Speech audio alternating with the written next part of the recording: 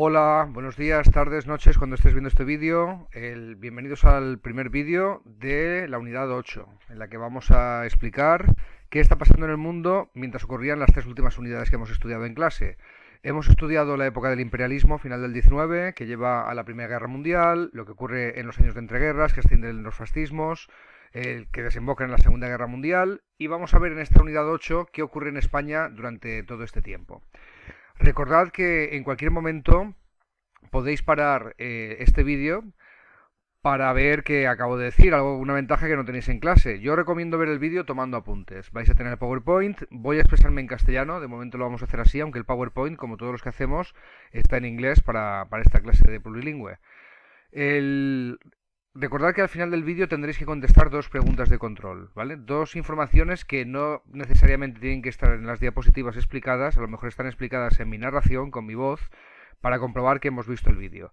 La idea es despejar el tiempo de clase dedicado a explicar la materia y poder dedicarlo a reforzar ejercicios, a juegos, a hacer aprendizaje por proyectos y cualquier otra cosa que va a ser más significativa, que va a hacer que lo recordéis mejor.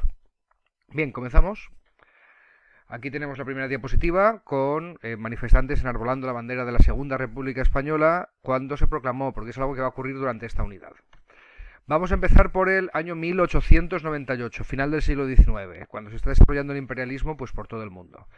Y para hablar de la crisis del 98 en España tenemos que hablar de la guerra hispano-estadounidense, hispanoamericana, ¿vale? Su origen está en el movimiento de independencia en Cuba y Filipinas, un movimiento liderado por José Martí. España, por supuesto, cuando hay un movimiento en una colonia suya, en Cuba, que quiere separarse de España, quiere dejar de ser colonia, pues lo que hace es mandar tropas para reprimirla, y a gran coste militar para España. Es una guerra en la que va a perder muchos efectivos.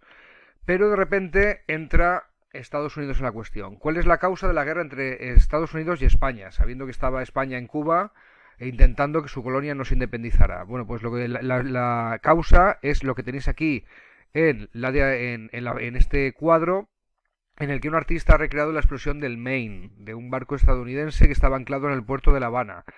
No está claro los motivos de por qué, de la voladura del Maine, de por qué se explotó el Maine, pero Estados Unidos, el gobierno de Estados Unidos de América, culpa al gobierno de España de estar detrás de la explosión.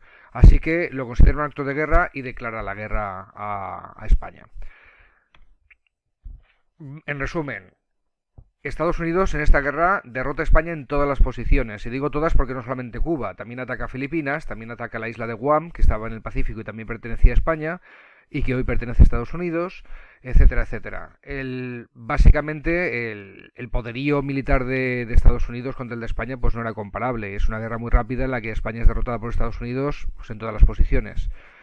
En uno de estos escenarios, en Filipinas, que todavía pertenecía a España, todavía era colonia española, se produce el episodio de los últimos de Filipinas, soldados españoles que resisten en un fuerte en medio del campo de Filipinas al ataque de Estados Unidos durante meses, con pocas provisiones, sin casi poder ser atendidos, sin casi recursos, siendo heridos, siendo mutilados, siendo muertos, muchos de ellos, pero resisten a la invasión, pues en un episodio que ha sido muy glorificado por el nacionalismo español, ¿no? Y que se ha sido elevado casi a la altura de mítico, teniendo películas, teniendo series. Hay un capítulo del Ministerio del Tiempo en que uno de los protagonistas está en el fuerte con los últimos de Filipinas, y también pues toda la mística que se ha creado a su alrededor cuenta que los soldados de Estados Unidos, cuando los españoles ya por fin se rindieron después de mucho resistir, pues recibieron a su salida como héroes, ¿no? Con honores militares y con saludos de respeto a lo que habían hecho.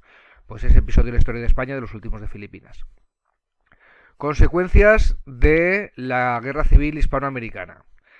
Primero, se firma un tratado de paz en París, el Tratado de París, por el cual Filipinas, Puerto Rico y Guam pasan a ser colonias de Estados Unidos. Guam sigue siendo un territorio autónomo dentro de Estados Unidos hoy en día, aunque no es un estado. Filipinas consiguió su independencia, se la dio Estados Unidos por su ayuda durante la Segunda Guerra Mundial contra los japoneses. Y Puerto Rico pues pasará a ser un estado libre asociado. No es parte de Estados Unidos, aunque hay un movimiento en Puerto Rico hoy en día para que lo sea, pero pasa a ser un país independiente con muchísimos lazos con Estados Unidos, hasta tener el estatus de estado libre asociado, que es pues casi como un poquito más que una colonia, ¿no? El Cuba permanece independiente, no va a ser parte de Estados Unidos ni una colonia suya, pero habrá un fuerte control del gobierno de Estados Unidos de lo que ocurre en la isla. Incluso llegan a patrocinar gobiernos y llegan a apoyar dictaduras que van a estar en la isla, ¿no? Esto hasta que llegue Fidel Castro a mitad del siglo XX y el Che Guevara y sus revolucionarios y acaben con este régimen pro Estados Unidos que existía hasta entonces. Otra consecuencia de la crisis del 98 va a ser unos movimientos en España, una crisis de confianza que será en todo el país, pesimismo, hemos dejado de ser una gran potencia, nos han pasado por encima Estados Unidos, que es un país de antes de ayer, nada comparable históricamente a España. El, en España se llama desastre del 98, a lo que ha ocurrido con la guerra de Estados Unidos. Hay un clima intelectual de pesimismo que da lugar a dos movimientos importantes. Uno es el regeneracionismo, otro es la generación del 98, que seguramente os sonará de haberla estudiado en alguna clase de literatura. El regeneracionismo es un movimiento intelectual cuyo líder es Joaquín Costa, que intenta buscar remedios al declive de España como una superpotencia, como una potencia importante en la geopolítica de todo el planeta.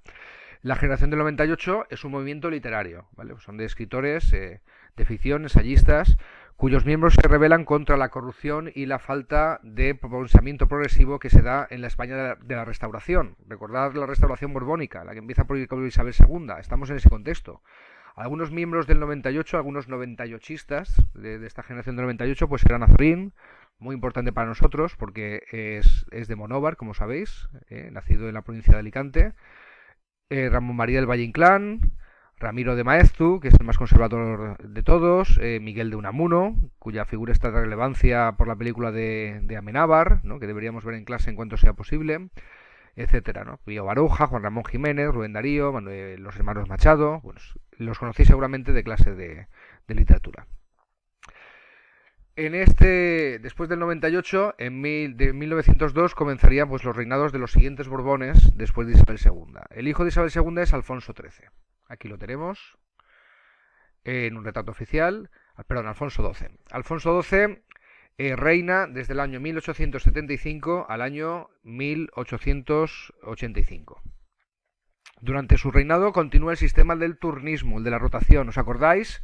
De Cánovas a Sagasta y de Sagasta a Cánovas, ¿no? El sistema en el que se alternaba el Partido Conservador y el Partido Liberal en el poder, gracias a que se amañaban las elecciones con sistemas como el caciquismo, tener caciques en las provincias de España que se encargaban de dirigir el voto con su influencia o directamente haciendo pucherazo, metiendo votos en las urnas, para que saliera el resultado que se había acordado desde el poder, ¿no? El Alfonso XII muere estando su mujer embarazada. Ni siquiera había nacido su hijo. Su mujer es esta señora que tenemos aquí, que se llama María Cristina de Habsburgo. ¿Y qué pasaba cuando un rey es menor de edad? En este caso ni siquiera había nacido y ha muerto el rey existente. Pues que se da un periodo de regencia, que va a gobernar una persona de la familia del rey o una persona importante que se haya nombrado en el país como regente hasta que el rey o la reina tienen mayoría de edad. Es lo que pasó con Isabel II, si os acordáis, que se dio la regencia de su madre, María Cristina, de Borbón de Sicilias. Ahora, no os confundáis, porque va a gobernar la esposa de Alfonso XII y madre del futuro Alfonso XIII, que se llama también María Cristina, pero esta es María Cristina de Habsburgo. No es María Cristina de Borbón de Sicilias, la madre de Isabel II que gobernó en su nombre. Qué casualidad que esta regente también se llama María Cristina, pero no nos confundamos, ¿de acuerdo? De entre 1875 y 1902 va a ejercer esta regencia como esposa de Alfonso XII y madre de Alfonso XIII, mientras Alfonso XIII pues, es un niño. Hasta que Alfonso XIII asciende al trono en el año 1902. ¿Vale? Es rey desde 1885 hasta 1931, porque se le considera también que su reinado empieza cuando acaba el reinado del anterior rey, de su padre Alfonso XII. Pero ya sabemos que hasta 1902 no va a asumir el trono, ¿no? Es en 1902 cuando es mayor de edad. Durante estos años de Alfonso XIII, ¿qué tenemos que saber? Bueno, pues que sí, continúa el sistema de turnos. Lo que pasa que en vez de tener el Partido Conservador con Cánovas, ahora es Antonio Maura el que lo va a dirigir, y el Partido Liberal va a estar dirigido por una persona importante en Alicante y en toda España. Es Canalejas, José Canalejas, que lo conocemos porque tenemos calle, monumento y parque que le honra en la fachada marítima de la ciudad. Durante la época, en los turnos en los que le toca gobernar Antonio Maura, intenta acabar con el caciquismo, reformando la ley electoral y también la ley del gobierno local, con poquito éxito, vamos a decir. Durante la etapa, los turnos de José Canalejas en el Partido Liberal, introduce reformas sociales, pero, atención, este sistema del turno no tiene en consideración la emergencia de nuevas fuerzas políticas. Digo fuerzas, no partidos, porque algunos no serán partidos, pero serán fuerzas políticas importantes, ¿vale? Por supuesto, estas nuevas fuerzas van a estar fuera del sistema del turnismo. Vamos a ver cuáles son. Por cierto, la Constitución de 1876, la que se aprobó en época de Isabel II, es la que sigue estando en vigor durante el reinado de Alfonso XII y Alfonso XIII. Estas nuevas formas políticas. Este señor que está aquí dando un mitin político, ¿os suena? Esta foto la hemos visto, es Pablo Iglesias, el fundador del Partido Socialista Obrero Español, ¿de acuerdo?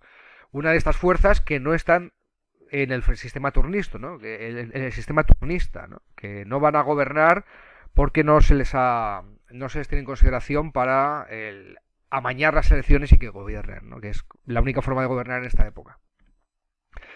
Algunas de estas fuerzas políticas, aparte del PSOE que hemos dicho, partidos nacionalistas, ahora surgen apoyados por las burguesías regionales, ¿de acuerdo? Por ejemplo, el PNV, el Partido Nacionalista Vasco, en Euskadi, que todavía existe, surge en esta época, a principios del siglo XX, y es un intento de las élites, de los industriales, de la burguesía industrial de Euskadi, por tener una identidad propia, tener gobierno, tener poder político a través de un partido político que defienda sus intereses y también, no solamente sus intereses de clase como burguesía, sino también la identidad vasca, ¿no? Que en este caso, pues Sabino Arana, el fundador del partido, pues la formula. Igualmente en Cataluña, donde existe también una burguesía industrial que está adquiriendo cada vez más poder, que quiere tener poder político también y forma un partido político que defienda sus intereses, la Lliga Regionalista de Cataluña, ¿no? Luego están los partidos republicanos, gente que piensa que lo que necesita España es acabar con la monarquía y el sistema de turnos, que lo asocian a una cosa con la otra, la monarquía, la restauración borbónica que ideó Cánovas con el sistema de turnos del que se benefició Cánovas y también el Partido Liberal. Así que estos partidos republicanos pues piensan que en España pues debe haber, en vez de un rey, un presidente o presidenta de la República que vote la gente, ¿no? Y haya una constitución que garantice el sufragio, la democracia y las reformas que modernicen España. Estos partidos republicanos, sobre todo, están apoyados apoyados en parte por las clases medias. Luego están las fuerzas obreras, no partidos solo, obreras. Por un lado, partidos, sí, como el Partido Socialista Obrero Español y el Partido Comunista de España. Recordad que cuando estudiamos la revolución soviética, la revolución de Rusia de 1917, dijimos que Lenin forma la Tercera Internacional y llama a todos los partidos socialistas del mundo a que de alguna manera abandonen la Segunda Internacional, la de los partidos socialistas, a la que pertenecía el PSOE, y apoyen la tesis revolucionaria de los bolcheviques, que hagan un partido comunista en vez de un partido socialista. Esto provoca cismas, o sea, divisiones, separaciones en todos los partidos socialistas del mundo, y en el PSOE también ocurre. Una parte de los militantes socialistas, cuando ocurre la Revolución Rusa, dicen que esto es lo que hay que hacer en España, que ese es el camino, que hay que ir a la Tercera Internacional y ponerse las órdenes del PQS, del Partido Comunista de la Unión Soviética. El PSOE manda 2 delegados, uno partidario de hacerse comunista y de pasarse a la Tercera Internacional y otro partidario de seguir en la Segunda Internacional y de seguir siendo socialista. Mandan estos 2 delegados, vuelven con un informe, hay una votación, la mayoría de afiliados y afiliadas al Partido Socialista deciden seguir siendo un partido socialista y los que votan en contra, la minoría, se salen y forman el Partido Comunista de España, que existe hoy en día. Ambos existen hoy en día, tanto el Partido Socialista Obrero Español como el Partido Comunista de España, que hoy en día es parte de Izquierda Unida. Muy pocos miembros en esta época en el Partido Comunista, pero luego será una fuerza importante. Y aparte de los partidos, entre las fuerzas obreras tenemos los sindicatos, que ganan muchísimos miembros en esta época. Conforme avanza la industrialización en España, aumenta el proletariado, las condiciones en el campo, pues también para la mayoría de campesinos son terribles, son muy precarias, viven muy mal, con muchísimo latifundismo en España, muchísimo terrateniente, es decir, propietarios de tierras, de gran extensión de tierras, que no las trabajan y las trabajan campesinos en condiciones muy pobres. Algunos de estos sindicatos, los dos más importantes, eran la UGT, la Unión General de Trabajadores, también fundada por el señor de la foto, Pablo Iglesias, de poco después de fundar el PSOE, para tener una rama política, un partido, y una rama sindical, que defienda los derechos de los trabajadores. El otro sindicato importante es la CNT, la Confederación Nacional del Trabajo, anarquista. Sabéis que los anarquistas, os acordáis, no fundan partidos políticos. El participar en política va en contra de lo que ellos piensan, que debe ser la vía adecuada, la estrategia para hacer la revolución que transforme la sociedad. Pero sí que formarán sindicatos. La CNT va a ser un sindicato muy importante, sobre todo a nivel agrario, en España. Va a tener muchísimos miembros en pocos años. Durante este reinado de Alfonso XIII se producen periodos de tensión. Es un periodo de muchísima tensión, ¿no? Desde 1909 sobre todo. ¿Por qué? Sobre todo por la emergencia de estas fuerzas políticas nuevas que hemos visto en la diapositiva anterior, ¿vale? Ejemplos de estas tensiones. La Semana Trágica de Barcelona, ocurrida en 1909. ¿Por qué ocurre esta Semana Trágica de Barcelona? Porque España está en guerra en Marruecos, una guerra colonial. Es decir, el norte de Marruecos, una franja al norte de Marruecos, no solamente Ceuta y Melilla, sino una franja entera de tierra, era un protectorado español, igual que el resto de Marruecos era un protectorado francés.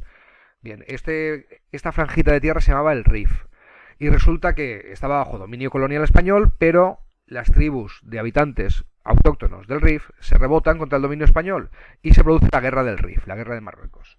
España, para poder atender, después del desastre del 98 y de haber quedado muy debilitada en una guerra, tiene que movilizar reservistas, tiene que movilizar gente que no es soldado profesional, ¿no? Que no son militares, gente que había hecho servicio militar y que se le llama a sus casas: deje usted su trabajo, deje usted sus estudios, queda usted reclutado para el ejército, váyase a Marruecos a luchar por su país, ¿no? Por España. Bien, el problema ocurre que solo van los pobres, porque los ricos... Este reclutamiento es obligatorio, ¿eh? Toda persona que ha recibido entrenamiento militar, que entonces era obligatorio, la famosa mili, el servicio militar, tiene que ir, si te llama el ejército en tiempo de guerra, a luchar, quieras o no quieras. Pero los hijos de familias ricas, digo hijos porque las hijas no se les mandaba, solo se mandaba a los hombres, los hijos de familias ricas pueden librarse de ir a luchar al Rif y morir en muchísimas ocasiones, porque están cayendo como moscas en los militares españoles. Pueden librarse de ir a luchar los ricos si pagan una tasa. Vale. Esto solivianta, rebota, enfada muchísimo a las clases populares, ¿no? Azuzadas también por los sindicatos y partidos obreros, porque se ve ahí una diferencia clasista tremenda, ¿no? Esto lleva a protestas y en Barcelona, por ejemplo, se hacen disturbios y también barricadas, ¿vale? También estaba pasando en Francia en las épocas revolucionarias en el 19. Estos altercados para protestar son violentamente reprimidos por el gobierno, por eso se les llama Semana Trágica, ¿no? Porque hay muchísima violencia del Estado para reprimir estas protestas en contra de que solamente los pobres vayan a morir a la guerra del Rif. Otro ejemplo que se da en la época son las protestas de 1917, porque hay una huelga general llamada por los sindicatos, ¿no? También en Cataluña, en este contexto, se producen demandas de autonomía. Se quiere que haya una asamblea propia de Cataluña, pues, parecido al Parlamento, a la autonomía que existe hoy en día, que entonces no existía. Luego también hay protestas contra promociones, contra ascensos discriminatorios en el ejército que llevan a cabo tres militares. O sea que solamente en el año 17 se te juntan, ¿no? Huelga general de trabajadores, demandas de autonomía en Cataluña y algunos militares que protestan porque ven que se está ascendiendo de forma inadecuada, corrupta en el ejército, ¿no? Discriminatoria. Y además, por si fuera poco en estos tiempos, los movimientos obreros pues llevan a cabo protestas, sobre todo a partir de 1919, influenciadas por la Revolución Rusa, ¿vale? Pues intentos igual, ¿os acordáis de los espartaquistas en Alemania, que intentaron hacer su propia revolución comunista, envalentonados por el éxito de la Revolución Soviética en 1917? Bueno, pues en España también habrá algunos intentos de levantamiento brutalmente reprimidos por la policía. Así que es un periodo bastante movido el de Alfonso XIII. ¿Qué ocurre ante todos estos protestas, ante todo este desorden? ¿Os acordáis que la burguesía en otros países estaba patrocinando el fascismo? En 1922 pues sale Mussolini en Italia, ¿no? Hitler llegaría en los años 30. Pero la burguesía, ante el riesgo de que haya una revolución comunista, ante los levantamientos obreros, las huelgas, las protestas que está habiendo, pues patrocina siempre soluciones dictatoriales, autoritarias. En el caso de España también. No tenemos un movimiento fascista, con todas las características del fascismo, pero sí vamos a tener una dictadura autoritaria, ¿vale? La dictadura del general Primo de Rivera, ¿vale? Primo de Rivera, que se llama igual que José Antonio Primo de Rivera, que va a venir después, que es el hijo de este general Primo de Rivera, que va a ser el dictador de España de 1923 a 1930. No los confundáis. Este es el padre, el otro es el fundador de la Falange, pues uno de los padres del fascismo español. Pero Primo de Rivera, a pesar de no ser fascista, sí que va a ser antidemocrático, ¿vale? Va a ser un gobierno autoritario al estilo de otros que se están dando en otros países de Europa en esta época.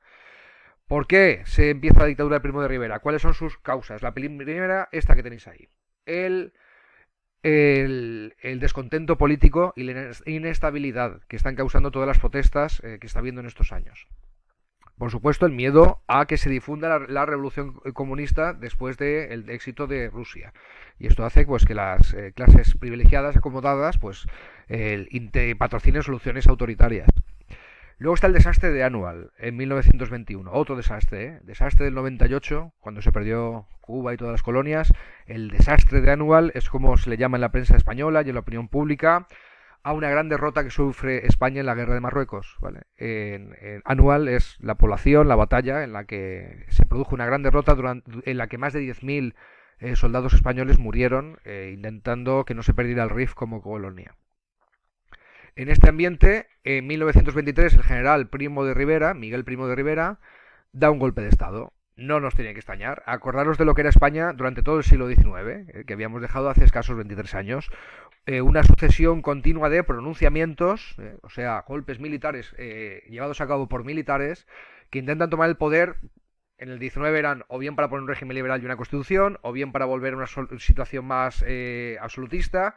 En el caso del general Primo de Rivera, quiere acabar con la democracia, se queda en suspenso la Constitución, para poder ejercer el poder con la excusa de poner orden, ¿no? O sea, había desorden, tal y como lo entendían los banqueros, los industriales y los militares que apoyaban a Primo de Rivera, y una figura autoritaria con todos los poderes concentrados, sin esta cosa de votar y elegir políticos y parlamento que ellos creen débiles, pues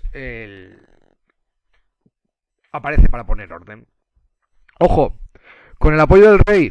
En la foto de aquí veis al Primo de Rivera con el espadón en la mano y al lado al rey vestido de militar también, que bendice el golpe de alguna forma, dice bien, de acuerdo, pues como hay tanto rebote, partidos republicanos que quieren quitar la monarquía, hay partidos obreros que quieren una revolución comunista, pues no me parece mal que se suspenda la democracia, se suspenda la Constitución y durante unos años gobierne Primo de Rivera para poner orden. Así que el rey aprueba el golpe, el rey sigue siendo el jefe del Estado a pesar de que gobierna dictatorialmente Primo de Rivera, que establece una dictadura, suspende la Constitución, disuelve el Parlamento y prohíbe todos los partidos políticos y los sindicatos.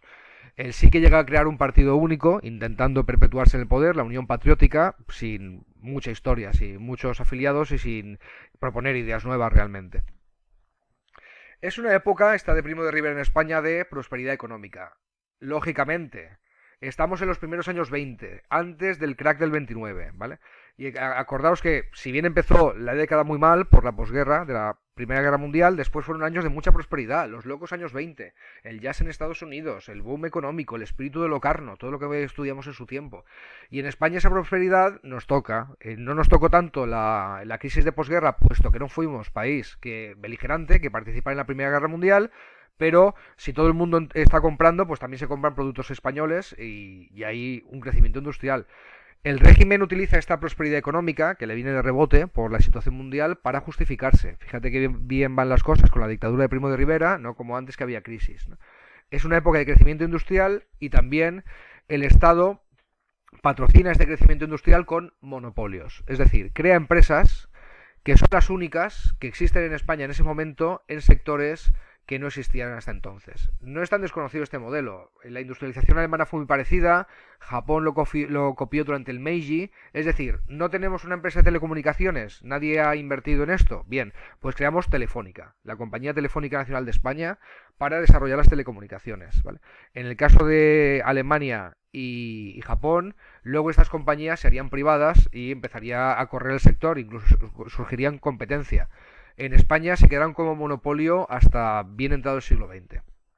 También se funda CAMSA, ¿vale? La compañía de petróleo, de combustibles. Empieza a haber coches en las calles de España, pero nadie se anima a crear una gran empresa de combustibles para traer gasolina que abastezca los coches que empiezan a existir, y el Estado crea CAMSA para tener una empresa que dé este servicio, ¿no? Una empresa creada por el Estado. Por eso se llaman monopolios, no hay otra en este momento, ¿no? ¿Cómo se acaba la dictadura de Primo de Rivera si las cosas iban tan bien? Bueno, vamos a ver. Primero, el régimen pierde popularidad. Causas de por qué acaba la dictadura de Primo de Rivera. El régimen pierde popularidad cuando se desinfla el globo, cuando ocurre la crisis del 29 en Estados Unidos, el crack del 29, y se acaba la prosperidad económica global. Pues ya no van las cosas tan bien en España, porque iban tan bien en el mundo, y se descubren las costuras de esa supuesta bonanza económica que había conseguido Primo. No lo había conseguido él, claro. Luego el régimen empieza a ser impopular entre intelectuales, trabajadores, estudiantes y nacionalistas, hasta el punto de que surge una oposición republicana al régimen. ¿Por qué republicana? Porque consideran al rey, a Alfonso XIII, el cómplice de la dictadura de Primo. Así que muchas fuerzas en el año 1930, aquí tenéis la foto, que es decir, una foto, muchas fuerzas políticas de la época se juntan a sus líderes en San Sebastián y llevan a cabo lo que se llama el Pacto de San Sebastián, ¿vale? Se encontraron todas las fuerzas nacionalistas y republicanas de la época, a excepción del Partido Comunista. El PSOE no estaba oficialmente, pero mandó a 2 personas a título individual, y todas acordaron en secreto acabar con la monarquía, trabajar para que se acabara la monarquía en España. Había fuerzas de izquierdas, de derechas, de centros, y también había derecha republicana, ¿no? En esta foto además veis en el centro de la foto a este señor con pelo blanco y bigote, que fue el Niceto Alcalá Zamora, y al lado tenéis a Manuel Azaña, ¿vale? Niceto Alcalá Zamora de un partido republicano de derechas y Manuel Azaña de un partido republicano de izquierdas. Ambos acabarán siendo presidentes de la futura Segunda República Española. Luego, en 1930, hay un pronunciamiento, o sea, golpe de Estado militar en Jaca, que intenta proclamar república desde ahí, tomando un cuartel militar que había en Jaca. Fracasa.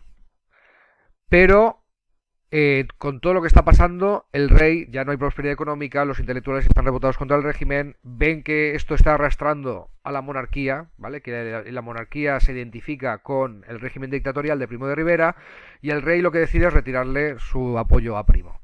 Para que ahorrar el trago al rey de ser él el que le destituya como primer ministro con poderes dictatoriales, es el propio Primo de Rivera el que, viendo la situación, dimite en 1930.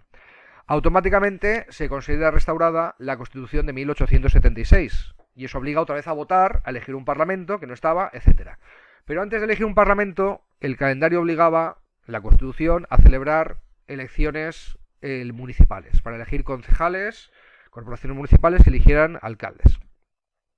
Estas elecciones tenían que ser convocadas en abril de 1931 y esta es la llave de la Segunda República. Estas elecciones van a ser las que anuncien la llegada de la Segunda República y el fin de la monarquía en España durante estos años.